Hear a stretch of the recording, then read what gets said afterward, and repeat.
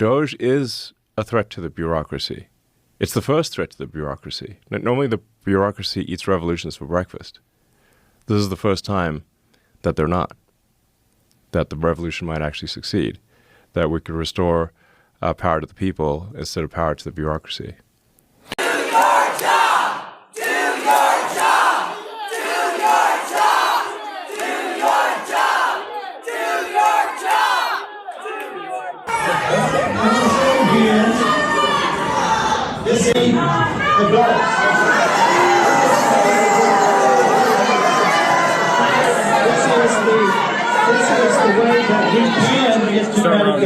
Yes, these crazy Libras can't even stop this. During the WWE in Toronto, they started singing the US national anthem, and guess what? They started booing again. I don't know if you've seen this. Take a look at this.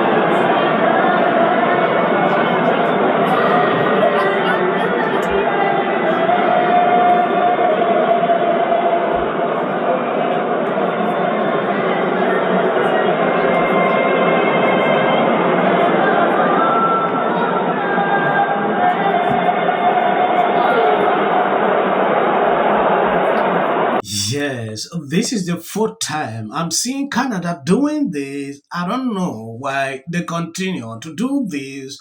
I did the video the other day where this lady actually explained why some people don't understand what is going on. Trump want Canada to protect its borders. That is all. That is nothing much Trump want from Canada. Bringing in this issue of tariffs and others is something that some should even appreciate. Now going into this issue of Zelensky, the other day, this lady had this to say. I was impressed watching the video to a certain level. You people don't get it. You people seriously don't get it. All of you who are mad at President Trump for yesterday and with about, look how he treated Volodymyr Zelensky. You are the people who watched MSNBC, CNN, and didn't vote for President Trump. Now, myself, a black Trump supporter, this is exactly what I voted for. Oh, Lord, and this is what I voted for. To see somebody tell that pot-bellied dictator, Volodymyr Zelensky, you ain't getting no more money. You don't run the United States. We're the United States of America. Without us, you don't make it. This is what we have been demanding. So you go on and talk about some MSNBC and CNN viewers. They didn't vote for him. They voted to put him in jail. People like myself, people who watch Fox, people who watch Joe Rogan, Hodge Twins, podcasts, we voted for this. That's why you see us happy and the people who voted against Donald Trump mad. Stay mad. But remember, make sure you have those 5 things you did. Elon's coming. Elon's coming. Elon's coming. Holy Toledo, look at this trend line here. U.S. support for Ukraine is too much. Back when the war began, back in February of 2022, it was just 7%. Up like a rocket ship. My goodness. Up now in February of 2025 to 41%. And the clear majority of Republicans, and of course Republicans are in charge of the U.S. government now, 62% of Republicans say that the U.S. support for Ukraine is too much. What a difference from just 3 years ago. I can remember, John, all those backyards in the United States with those Ukrainian flags. Far fewer of them today, as Americans' opinions on Ukraine have changed dramatically. What about opinions of the Ukrainian president? Right. You know, obviously, if you would expect changes amongst the public on feelings towards Ukraine, feelings towards Zelensky have changed also dramatically. Look at this. Confident Zelensky will do the right thing when it comes to world affairs. Back in 2022, it was the clear majority, 72% through the floor. Through the floor by 2024, just 48% of Americans say that they're confident that Zelensky will do the right thing when it comes to world affairs. And GOP confidence has also plummeted dramatically. Now the clear majority of Republicans are not confident that Zelensky will do the right thing when it comes to world affairs. Really a real trend line, ones you rarely see in the American public when it comes to Ukraine and Zelensky. Confidence in both going down through the ground. Look, some allies of President Trump have targeted Zelensky with harsh criticism over the last few years, and it could be that that's having some impact here. Absolutely. The Republican establishment, the Republican electorate has moved as the Republican establishment and Republican leaders have moved on. All right,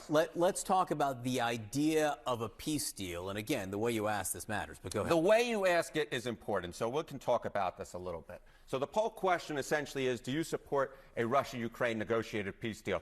The vast majority of Americans, this is what they want. 78% say that they support this idea versus just 16% oppose. Of course, as we were talking about, does this question actually get at what's going on right now?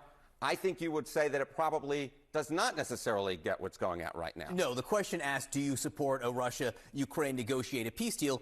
Ukraine's not there at the negotiations in Saudi Arabia this week, so the people were not asked this. And I do think, in general, if you ask anyone in any poll, do you support peace, peace tends to rate pretty highly. Peace tends to win. You rarely get 78% of the country agreeing on anything. They do agree on the idea of a negotiated peace deal between Russia and Ukraine. Whether the majority would agree on a Russia peace deal with Ukraine where Ukraine has nothing to do with it, that might be a different question. Hard to know. Harry, and thank you. Thank you, Mike. That is it. This video was shared by Elon Musk. I saw it on X, shared by him.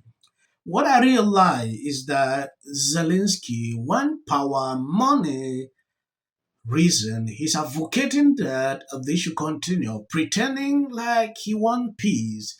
Trump want peace, nothing more. That is a summary of what I've observed within the space of 3 days. When I look at him in the UK promising him more money, and this money is not for free. UK gave him $2 billion, promised more, and maybe some security guarantee in the name of gifts. They concluded by saying, okay, you will repay this debt by taking Russian asset.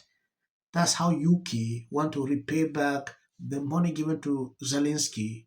It is the same deal Trump wanted to sign. How are you going to pay us back?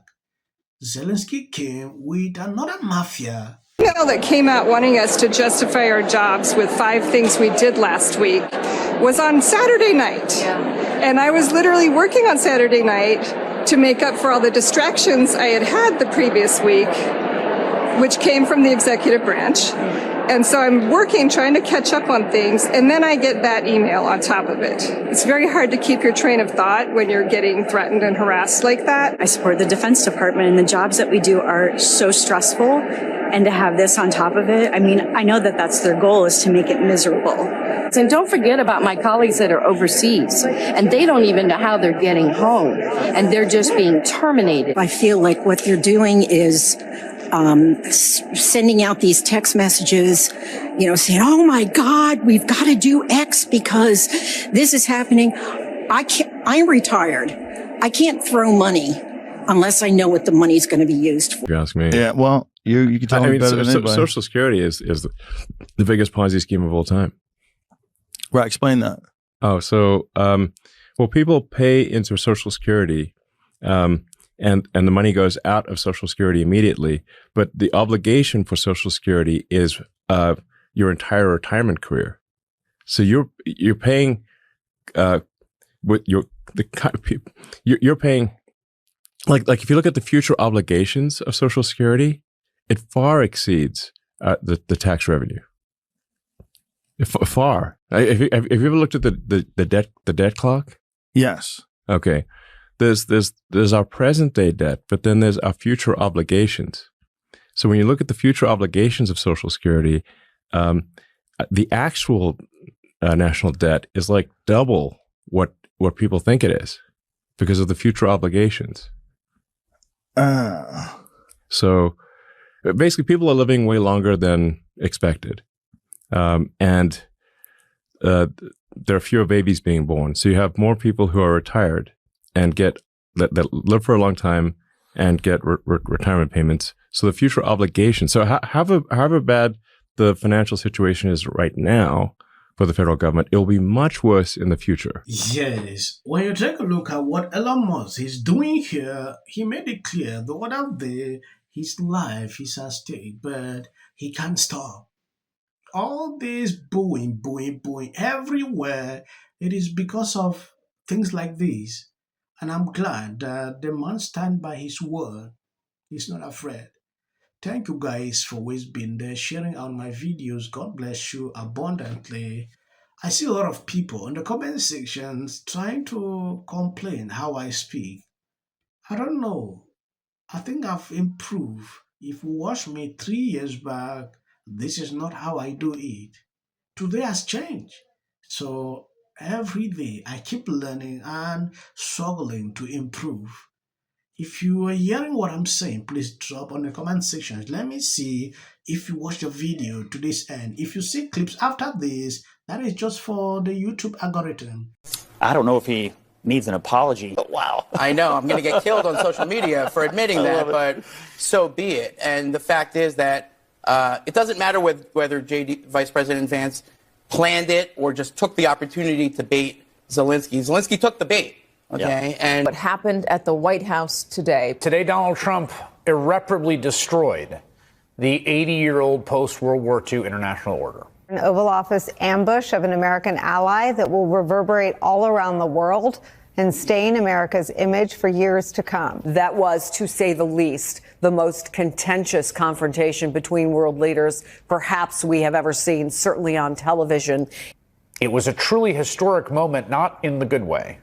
One that I fear realigned the world order, upending the only foreign policy consensus that most living Americans and Europeans have ever known. A complete and utter mess. We don't gain anything by acting like bullies, and this is what bullies do. I think there's no question that this was a setup. You heard Donald Trump say at the end of that clip you played, this is great television. To issue an apology tonight? Absolutely. All right, so, but what else is going on? Not much.